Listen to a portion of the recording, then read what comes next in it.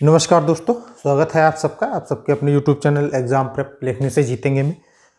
और हम आप लोगों को शिक्षण सूत्र के बारे में बता रहे थे। ठीक है, एक हमारी जो दोपहर वाली क्लास है वो जो है थोड़ा सा बाधित हो गई है। ठीक है, बाधित क्या हो गई, तो हम कहीं चले गए थे इसलिए जो है वो शूट नहीं हो पाई है। तो ये जो है नेक्स्ट डे से फिर कंटिन्यू हो जाएगी, कोई प्रॉब्लम वाली बात नहीं है।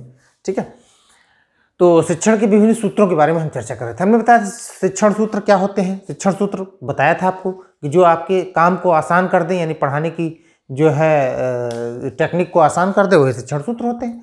ठीक है कि बस ये बताना है कि बच्चों को ज्ञान कैसे दिया जाए, उन्हें सिखाया कैसे जाए, उनकी लर्निंग कैसे बढ़ाई जाए।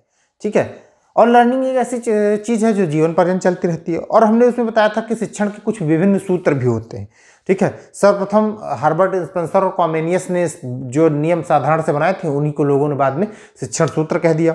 और कई चीज़ों को जो है बाद में जो है बढ़ाया भी गया, तो उन पर चर्चा करेंगे। तो सबसे पहले हमने आपको कल 11 शिक्षण सूत्रों के बारे में बताया था।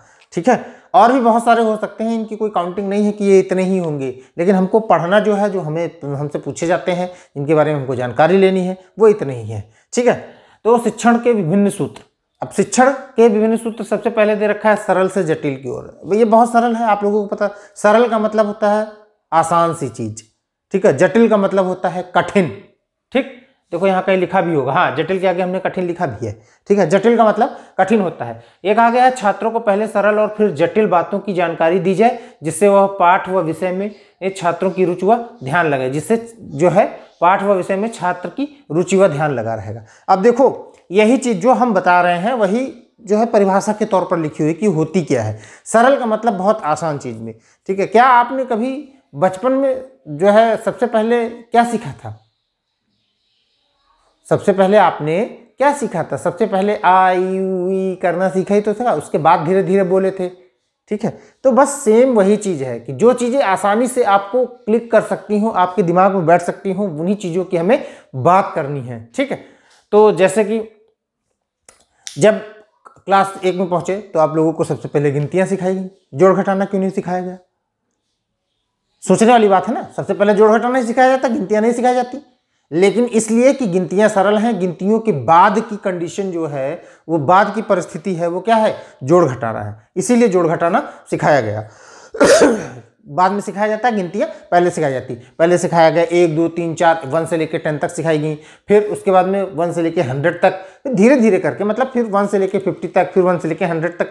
फिर उसके बाद में बताया गया कि 1 और +1 बराबर 2 होता है ना। तो यही चीजें हैं। और देखो ये प्रयोग क्या है, तो सबसे पहले सरल चीज सीख रहे हैं। सरल क्या थी? गिनती थी। गिनतियां मुंह से बुलवा लेना, 1 2 3 4 आसान होता है, लेकिन 1 + 1 बराबर 2 ये थोड़ा सा कठिन होता है। जो चीज सरल है उस सरल को पहले सिखाया जाए, और कठिन यानी उससे रिलेटेड जो भी चीजें हैं उसके आगे की प्रक्रिया, यानी कहाँ चलना है हमको? ऊर्ध्वाधर स्थिति में चलना है। धीरे धीरे धीरे स्टेप बाय स्टेप करके चलना है। आप ये बताइए, सबसे पहले जब आपने पढ़ाई स्टार्ट की होगी तो क्लास 1 में पढ़े होंगे ना, कि सीधे जो है 11th 12th और ग्रेजुएशन में पहुंच गए? नहीं पहुंचे ना, स्टेप बाय स्टेप पहुंचे। तो वही पहले सरल क्लास थी, 1 था, फिर 2nd था, फिर 3rd था, फिर 4th था, फिर 5th था, फिर 6th था, फिर 7th था, फिर धीरे धीरे करके 9th 10th 11th 12th और ग्रेजुएशन, पोस्ट ग्रेजुएशन और तमाम सारे, आप बीएड डीएलएड, तब बीएड, तमाम सारे के कोर्स करने लगे, है ना। तो वही चीज है, सेम चीज है, पहले सरल उसके बाद कठिन। उदाहरण के तौर पर बताया गया कि हासिल के जोड़ व घटाना सिखाने से पहले बच्चों को गिनती, साधारण जोड़ घटाना सिखाया जाए। ठीक है, हासिल वाले जोड़। अब ऐसे पता चला कि 8 5 13 होता है, 13 की 3 हासिल 1 आया। अब पता चला कि वो तो साधारण तो सीख नहीं पा रहा था कि 8 5 13 होता है। आपने उसको हासिल वाले भी सिखाना शुरू कर दी। ठीक है, तो हासिल वाले जो जोड़ घटाना है उनको सिखाने से पहले गिनती, और उनको सिखाने से पहले साधारण वाले जोड़ सिखाने, और साधारण वाले भी जोड़ सिखाने से पहले क्या? गिनतियां सिखानी है। ठीक है, इतिहास की जानकारी सर्वप्रथम कहानी के माध्यम से। आप लोगों ने सुना होगा कि छोटी छोटी जब क्लासेस होती हैं उनमें जो भाषा की बुक होती हैं उनमें सबसे पहले क्या बताया जाता है? ये बताया जाता है कि चंद्रशेखर आजाद को जो है ब्रिटिश साम्राज्य ने 100 करोड़ की सजा दी थी या 10 करोड़ की सजा दी थी। उसे उन्होंने हर बात के लिए कहा था भारत माता की जय, भारत माता की जय। ठीक है, मैं आज़ाद हूँ, आज़ाद था और आज़ाद रहूँगा। ये सारी चीज़ें, ये प्रेरक कहानियाँ सिर्फ इसलिए बताई जाती, फिर उसके बाद में आपको बताया जाता कि स्वतंत्रता संग्राम जो है हुआ था वो हिंदुस्तान को आज़ाद कराने के लिए, ठीक है। 1857 की क्रांति हुई थी हिंदुस्तान को आज़ाद कराने के लिए, जो है और भी तमाम सारी चीज युद्ध हुए थे। या फिर पानीपत का युद्ध आपको पढ़ाना है तो डायरेक्ट पानीपत का युद्ध थोड़ी पढ़ा देंगे, ठीक है। सबसे पहले महाराणा प्रताप के बारे में बताया जाएगा, अकबर के बारे में बताया जाएगा, ठीक है। पृथ्वीराज चौहान के बारे में बताया जाएगा। पृथ्वीराज चौहान जो है वो अच्छे योद्धा थे, उन्होंने ऐसे ऐसे युद्ध किए थे, लड़ाइयाँ लड़ी थी। तो कहानियाँ सबसे पहले आपको सुनाई देंगी। उसके बाद में बताया जाएगा कि नहीं बेटा फला सन 1526 में ये हुआ था, 1528 में ये हुआ था, फिर उसके बाद में यहाँ से यहाँ तक मुगल काल था, ठीक। ये सारी चीज़ें बाद में बताएंगे। तो सबसे पहले कहानियों के माध्यम से चीज़ों को बताना, यानी बच्चों में रुचि पैदा कर देना, सरल। तो अब बच्चे को लगेगा कि यार मुगल सल्तनत में और भी तमाम सारी लड़ाइयाँ हुई होंगी ना, ठीक है। दिल्ली सल्तनत में और भी तमाम सारी लड़ाई, हमारे पृथ्वीराज चौहान ने और भी लड़ाइयाँ लड़ी होंगी, महाराणा प्रताप ने और लड़ाइयाँ लड़ी होंगी, अकबर के साथ और लड़ाइयाँ हुई होंगी। तो इन सब चीज़ों को जो है सरल तरीके से बताना, यानी उनको पहले कहानी समझाइए, ठीक है, कि महाराणा प्रताप कैसे बने, अकबर कैसे आए, ठीक है, हुमायूं कौन था, ठीक है। ये तमाम सारी, जैसे रानी कर्मवती कौन थी, रानी दुर्गावती कौन थी, ठीक है। इन सब चीज़ों को कहानी के माध्यम से सिखाया जाए और उसके बाद में जो है उनके युद्ध, उनके आपस में संधियाँ कौन कौन सी हुई, ठीक है, और उनके शासन जो है प्रबंध यानी शासन प्रणाली कैसी थी, इनके बारे में जानकारी दी जाए।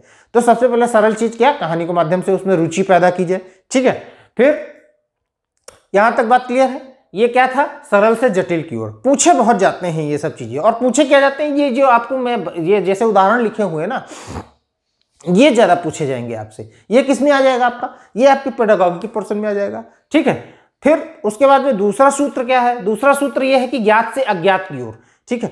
अब ज्ञात से अज्ञात की ओर, जैसा कि आपको पता है ज्ञात का मतलब जो चीज़ आप जानते हो, अज्ञात का मतलब जो चीज़ नहीं जानते हो। लिखा है बालक के पूर्व ज्ञान को जांच कर। अब समझना, आपको पढ़ाना किसको है, बच्चे को पढ़ाना है, तो वो उसको आता क्या है, सबसे पहले उसको जांचिए आप, ठीक है, और नए ज्ञान को देना। जैसे भाषा शिक्षण में वर्णमाला की जानकारी कराते समय प्रत्येक वर्ण से संबंधित वस्तु की जानकारी में, जैसे कहा जाता है कि बेटा ये क्या लिखा हुआ है, ठीक है, ये सॉरी लिखा नहीं दिखाया जाएगा, ये दिखाया जाएगा, मतलब ये क्या है, कहीं बोले का से ये तो कबूतर है सर, वो कहे कबूतर है, अच्छा तो कबूतर कैसे, तो ये हो गया, देखो ये वर्णमाला है, ठीक है, ये वर्णमाला में का कहाँ लिखा हुआ है, यहाँ लिखा हुआ, तो का से क्या हुआ, कबूतर हुआ। अब का से कबूतर आपने बताया, खा से खरगोश आप बताएंगे, गा से गमला बताएंगे, घा से घड़ी बताएंगे, ऐसी ही चीजें बताएंगे। और एक ही चीज नहीं, इसके अलावा, एक के अलावा और भी चीजों को, एक मतलब जैसे का से कबूतर होता है तो का से काला भी होता है, ठीक है।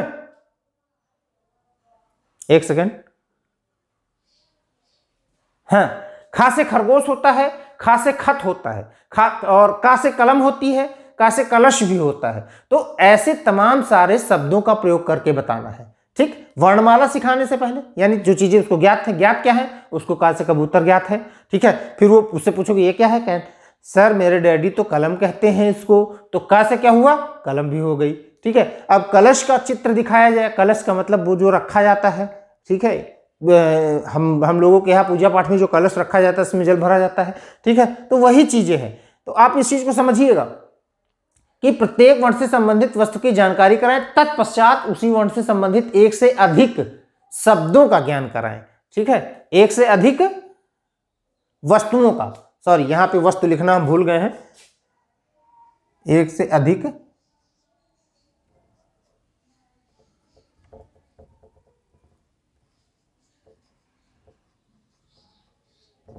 वस्तुओं आप समझ लीजिएगा, ठीक है, एक से अधिक वस्तुओं का ज्ञान कराया जाए। तो आप समझ गए ना इससे। गणित शिक्षण में पहाड़ा सिखाने से पहले गिनती का ज्ञान, आप पहाड़ा अगर डायरेक्ट सिखा लेंगे, 2 एक कम 2, 2 दूनी 4, 2 तिया 6, 2 चौके 8, नहीं बच्चा समझ पाएगा। सबसे पहले तो आपको बताना है कि 1 क्या होता है, 2 क्या होता है, 3 क्या होता है, 4 क्या होता है, ठीक है। फिर बताएंगे आपको 2 को 2 से अगर गुणा करेंगे तो 2 दूनी 4 होता है, 2 को 3 से करेंगे तो 2 तिया 6 हो जाता है। यानी 3 से गुणा करने का मतलब उसको उतनी बार जोड़ा जाए, 2 को 2 बार जोड़ा जाए, 2 को 1 बार 2, फिर 2 बार 2, फिर 2 को 1 बार 2, 2 बार 2, 3 बार 2, यानी जितनी बार जोड़ा जाए उतनी बार उसका गुणक हो जाता है। तो इन सब चीजों को सिखाने से पहले आपको गिनतियां सिखाई जाएंगी, ठीक। तो यही काम आप लोगों को करना है। और ये क्या है, ज्ञात से अज्ञात की ओर। बच्चे को गिनती आती है, नहीं आती है तो आप जानेंगे, उससे पूछेंगे कि बेटा गिनती आती है आपको? बोले हाँ सर। उससे पूछेंगे ये कितना अच्छा, उससे पूछेंगे कितना लिखा हुआ है, उसको पता ही नहीं क्योंकि उसने कभी गिनती देखी नहीं। तो उसको आप बताएंगे कि ये कितना है तो बोलेगा 1, ये कहेंगे ये कितना है तो बोलेगा 1, अब ये कितने हो गए तो बताएगा 2। तो बस यही चीज़ बताना है कि ये गिनतियाँ होती हैं।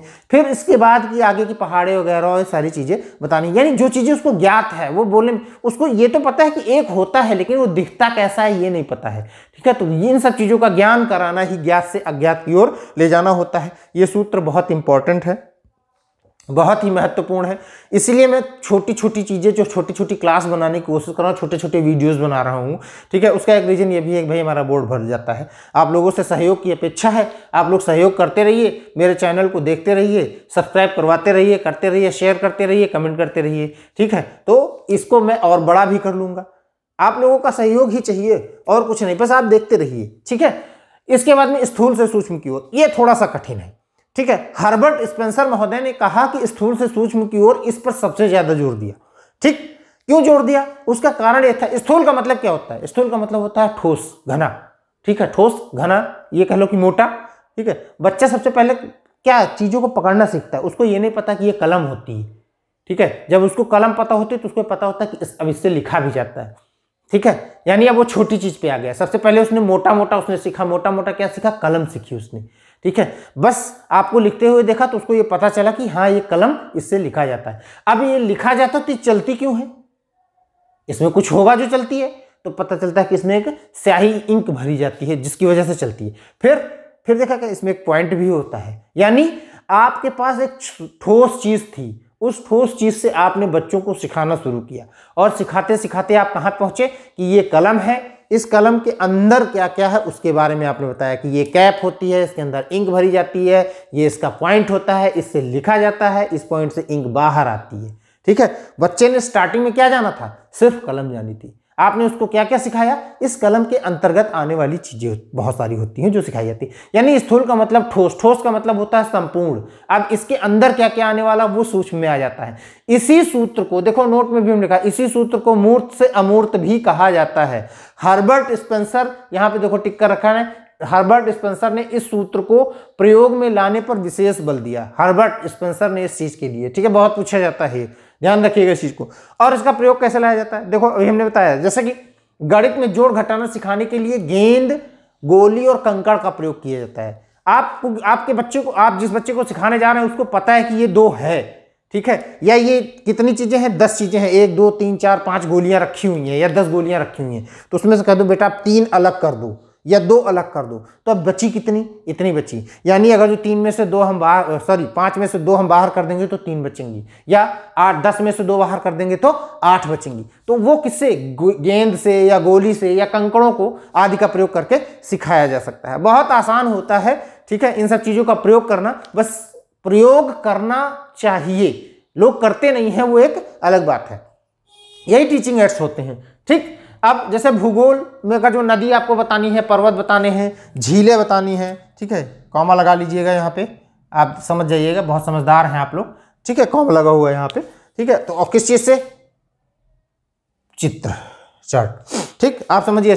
भूगोल में नदी, पर्वत, समुद्र, झीलें, तालाब, ठीक है, कुआं आदि चीजें बतानी है जो बच्चे को, तो 2 काम कर सकते हैं आप, या तो चार्ट उसके सामने प्रस्तुत करिए कि ऐसे ऐसे ऐसे बहती हुई नदियां होती हैं, ठीक है। अब आजकल तो वीडियो जो है हो गया है, ठीक है, वीडियो एड्स भी प्रयोग किए जा सकते हैं टीचिंग में, तो आप उसको जो है मोबाइल पे अपने या लैपटॉप पे जो भी ले जाकर चीजें जाना तो दिखा सकते हैं उस चीज को, या फिर प्रत्यक्ष भ्रमण करा दीजिए वहां पर, ठीक है।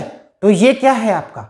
ये है स्थूल से सूक्ष्म की ओर। यानी स्थूल उसने सीखा, ठोस रूप में सीखा कि ऐसी नदी होती है, उसने जाना इस चीज को, आपने बताया उसको ऐसा कुआं होता है। लेकिन जब उसको प्रत्यक्ष ज्ञान करा देंगे तो उसको पता चलेगा, अच्छा ये गोल गोल जो है ये कुआं बना हुआ है, ये गहरा होता है, इसमें नीचे से पानी निकलता है।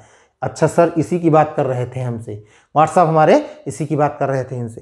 तो बस यही सारी चीजें जो होती हैं ये क्या है? यही आपके प्रयोग में लाई जाती हैं और यही बाल्य विकास के लिए, बालक को सिखाने के लिए बहुत ही ज्यादा कारगर होती है, ठीक है। ये 3 सूत्रों की चर्चा हमने आपसे इस वीडियो में की है।